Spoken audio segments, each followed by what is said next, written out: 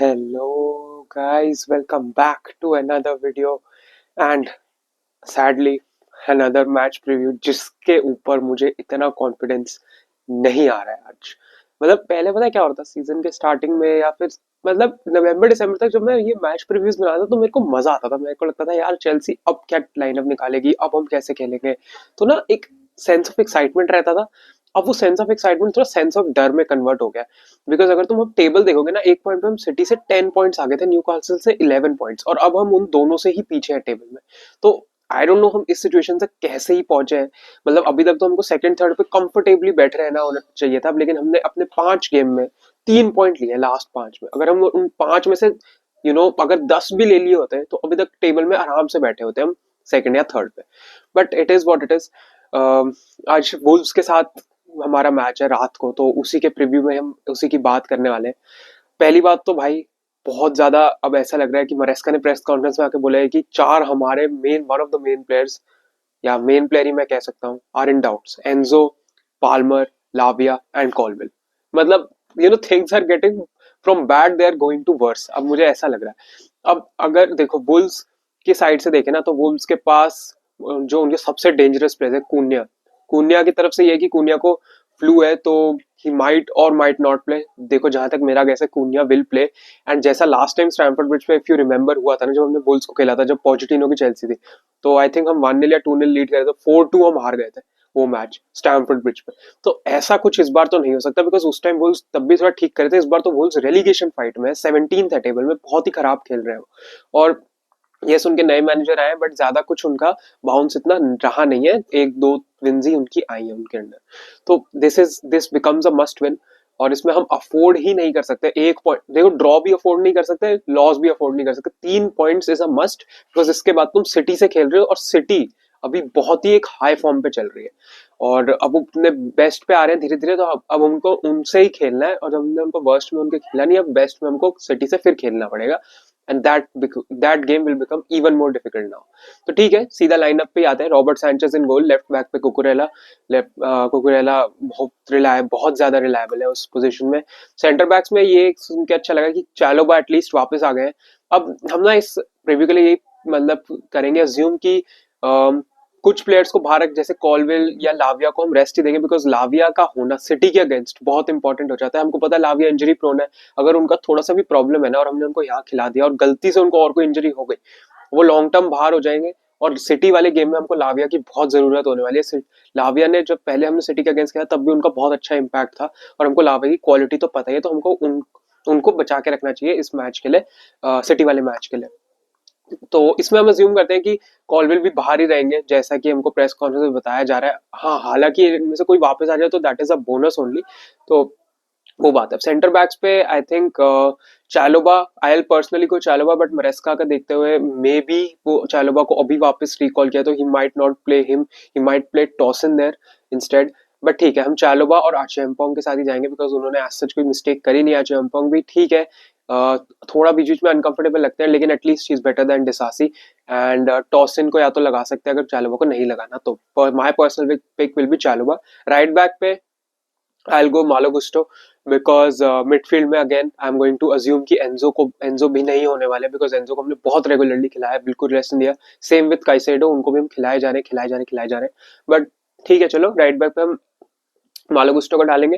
हमारी मिडफील्ड में मैं काइसेडो एंड रीस जेम्स के साथ जा रहा हूँ, बिकॉज सी हमारे पास ड्यूसबरी हॉल है, वो गायब है, मतलब उनका कुछ पता नहीं है। रेनाटो विएगा मोस्ट प्रॉब्ली छोड़ के जा रहे हैं लोन पे या जैसे भी।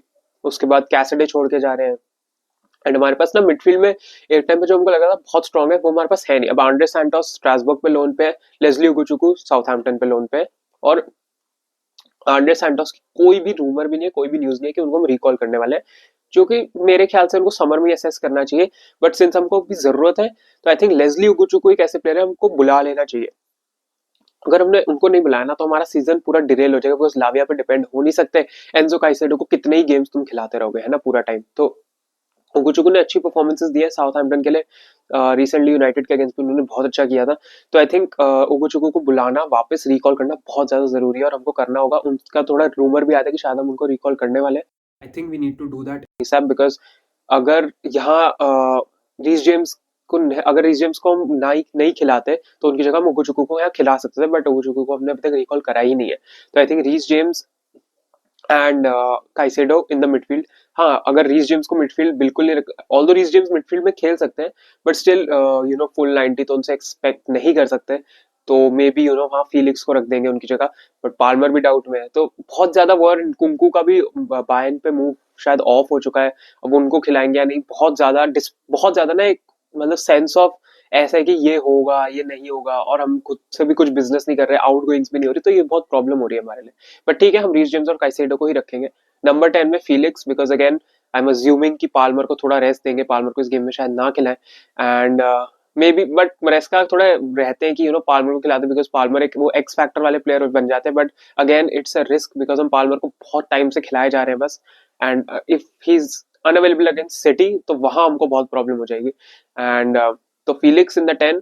राइट पे I am going to go Noni Madueke, because उन्होंने वुल्व्स के अगेंस्ट पिछली बार हैट्रिक मारी थी, अगर तुमको याद होगा, जब उन्होंने 6-2 जीता था उनके अगेंस्ट।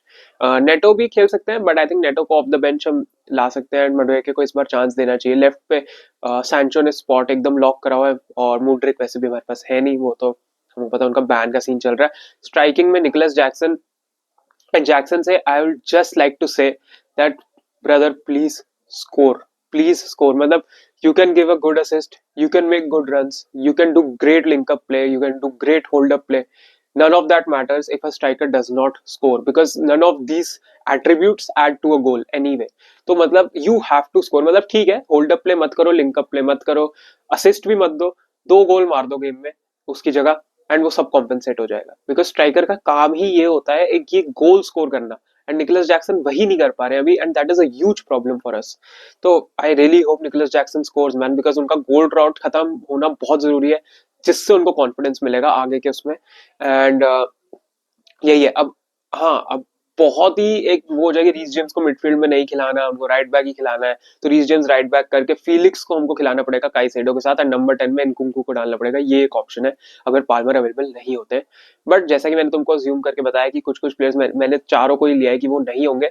हाँ, अगर वो आ जाए कल की लाइनअप पे, अगर हम प्रे करके देखें तो भाई बोनस ही है, बिकॉज एंजो काइसेडो हो जाएंगे मिडफील्ड में, नंबर 10 में सीधा पाल्मर आ जाते हैं, या फिर पाल्मर को रेस्ट देके हम Felix, because Felix I don't think उतना बुरा करेंगे, वुल्व्स के अगेंस्ट ही कैन प्ले, हमने देखा है।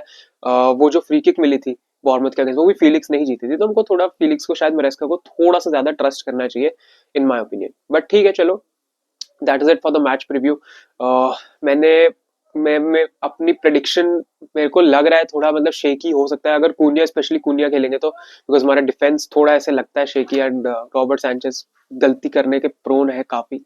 तो आई एम गोइंग टू से, मैं कहना तो चाहता हूँ कि हम क्लीन शीट रखें, बट मेरे को लगता नहीं हम क्लीन शीट रख पाएंगे, तो I am just going to say 3-1, and hopefully hopefully we can score 2 goals in the first half, because अगर हम फर्स्ट हाफ में 1-0 होकर सेकंड हाफ में जाएंगे ना, वहां से गेम पलट सकती है वुल्स, बिकॉज वुल्स को भी पता है हम सेकंड हाफ में ऐसे शेकी हो जाते हैं, तो हमको हाफ टाइम पे एटलीस्ट 2-0 की लीड लेके जाना ही जाना है अगर हमको गेम जीतना है तो। Yes, that is it for the video guys. अपनी लाइनअप, अपनी प्रेडिक्शन मेरे को कमेंट्स में बता देना, and hopefully we get the win. मतलब विन के अलावा I am taking nothing man, अगर यहाँ भी नहीं जीत पाए ना, तो मतलब फिर तो भूल जाओ कि हम टॉप 4 के मतलब कॉन्वर्सेशन से बाहर होते जाएंगे, और नेक्स्ट वीक तो एकदम ही बाहर हो जाएंगे, बिकॉज सिटी है नेक्स्ट वीक में। So yes, that is it for the video guys. Thanks so much for watching, bye bye, peace out, and keep the blue flag flying high. See you letter.